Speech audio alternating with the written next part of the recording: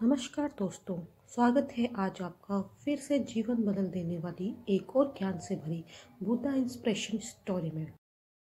बुद्ध के हजारों शिष्य थे।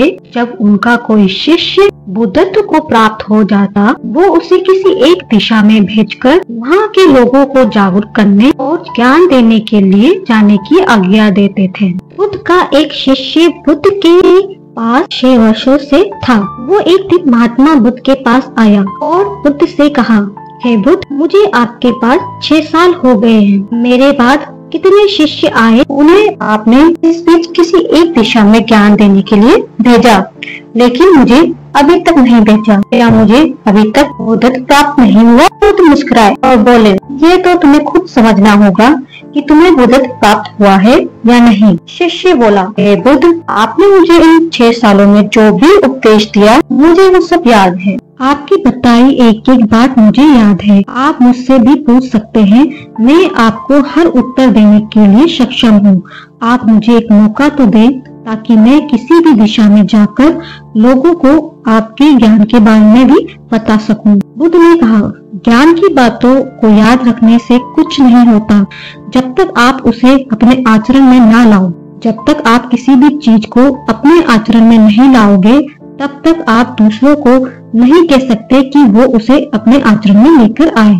शिष्य ने कहा, जो भी हो, कृपया आप मुझे एक मौका दें। आप मुझ पर भरोसा रखें। मैं सभी को अपने ज्ञान से प्रभावित कर सकता हूँ।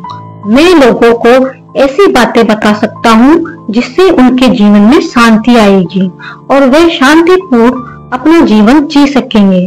बुद्ध ने कहा, अभी तुम तैयार नहीं हो। जब तुम तैयार हो जाओगे, मैं तुम्हें खुद सही मार्ग पर जाने के लिए कहूँगा। शिष्य ने कहा, क्यों बुद्ध, आपने मुझे इन 6 वर्षों में इतना भी ज्ञान नहीं दिया जिनसे मैं लोगों को प्रभावित कर सकूं। बुद्ध ने कहा, ठीक है, तुम पूर्व दिशा की ओर जाओ। वहां तुम्हें एक गांव मिलेगा। उससे तुम भिक्षा मांग कर लाओ और वहां के लोगों को अपने ज्ञान से मदद करना। कल सुबह तुम वहां अकेले जाना और शाम को आकर मुझे बताना तुमने कैसे वहां के लोगों की मदद की।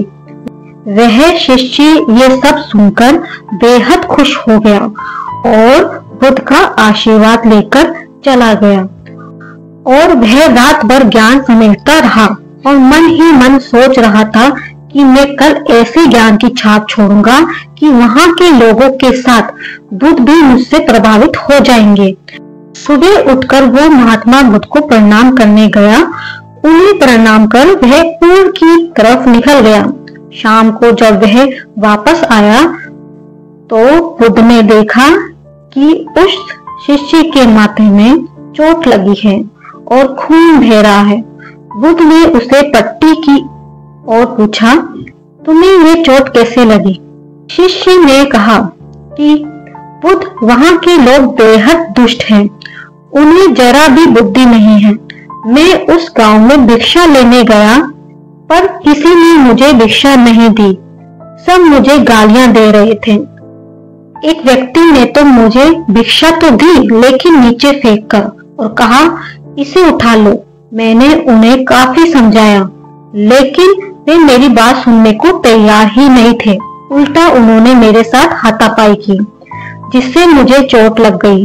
हे बुद्ध, आप मुझे दूसरी जगह भेजें जहाँ के लोगों में बुद्धि हो। इस तरह ना हो। बुद्ध उसकी बात सुनकर मुस्कुराए और बोले, अगर तुम्हें दूसरे गांव में भी ऐसे ही लोग मिले, तब तुम क्या करोगे? शिष्य ने कहा, हे बुद्ध, ऐसे लोगों को कोई ज्ञान नहीं दे सकता। वह लोग अज्ञानी हैं, उन्हें कौन समझाए? बुद्ध ने कहा, वे लोग अज्ञानी नहीं हैं, बल्कि ज्ञानी हैं। उनके पास बहुत बुद्धि है, परंतु उनके पास खुद का ज्ञान है। अब अगर तुम किसी दूसरे का ज्ञान को चोट पहुंचाओगे तो वे कुछ तो कहेंगे। तुम्हें ऐसे लोग हर जगह मिलेंगे, तब तुम अपना ज्ञान उन्हें कैसे दोगे? बुद्ध ने शिष्य को कहा, आज तुम आराम करो, कल शाम को मेरे पास आना। शिष्य बुद्ध को प्रणाम करके चला गया। अगली शाम जब वह वापस बुद्ध के पास आया तब वहां एक और बुद्ध का शिष्य मौजूद था। उसके हाथ में चोट लगी हुई थी। बुद्ध ने उस शिष्य के हाथ पर चोट देखकर पट्टी की और उस शिष्य से पूछा कि तुम्हें ये चोट कैसे लगी। शिष्य ने कहा, हे बुद्ध, आपने पूर्व के एक गांव में मुझे जाने के लिए कहा, वहीं मुझे ये चोट लगी। बुद्ध ने कहा, वहां तुम्हारे साथ क्या क्या हुआ, तुम मुझे बताओ। शिष्य ने कहा, हे बुद्ध, वहां पर मैंने सबसे भिक्षा मांगी, लेकिन किसी ने मुझे भिक्षा नहीं दी। एक व्यक्ति जिसने भिक्षा दी थी, उसने भी वह मुझे जमीन पर फेंक कर दी और कहा, उसे उठा लो।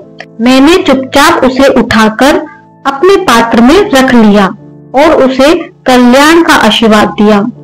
तब उस व्यक्ति ने मुझे कहा, आप बड़े ही अजीब व्यक्ति हो, मैं आपका अपमान कर रहा हूँ और आप मुझे आशीर्वाद दे रहे हैं। मैंने उनसे कहा कि आप धनी हैं, आपने मुझे दान दिया है, इसलिए मैं आपको आशीर्वाद दे रहा हूँ। फिर वहां से मैं आगे गया तो कुछ लोगों ने मुझे वहां से जाने के लिए कहा। उन्होंने मुझे कुछ अपशब्द कहे और मुझ पर कुछ पत्थर फेंके, जिससे मुझे चोट लग गई। जब मैं वापस आ रहा था तब मैंने एक माँ को रोते हुए देखा। वे अपने बीमार बच्चे को लेकर चिंतित थी। मैं तुरंत जंगल से जाकर उसके लिए जड़ी बूटी ले आया, लेकिन वहां के लोग मुझे जड़ी बूटी देने नहीं दे रहे थे।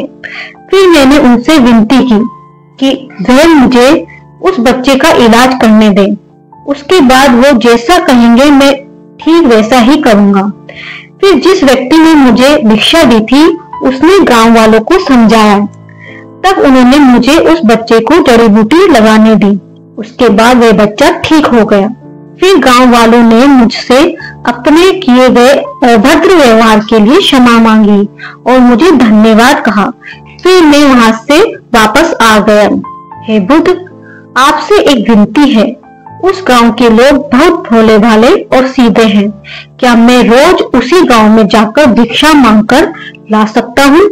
ये सभी बातें वो पहला शिष्य भी सुन रहा था।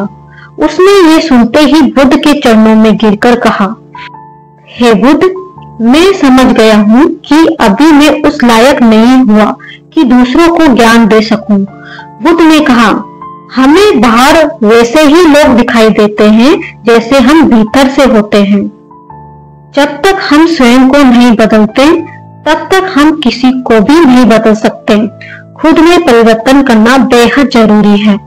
कोई भी बात बताने से पहले उसे आचरण में लाना बेहद जरूरी है, क्योंकि आचरण में लाई हुई चीजों को बताना, समझाना बहुत आसान होता है और उसे लोग बेहद आसानी से अच्छे से समझ पाते हैं।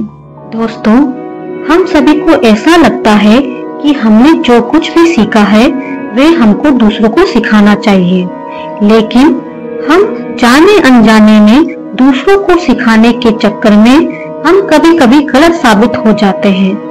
आप कोई भी चीज सिखाने के लिए जाते हैं तो सबसे पहले आप उस कार्य को संपूर्ण रूप से और सही ढंग से अच्छे से सीख जाएं।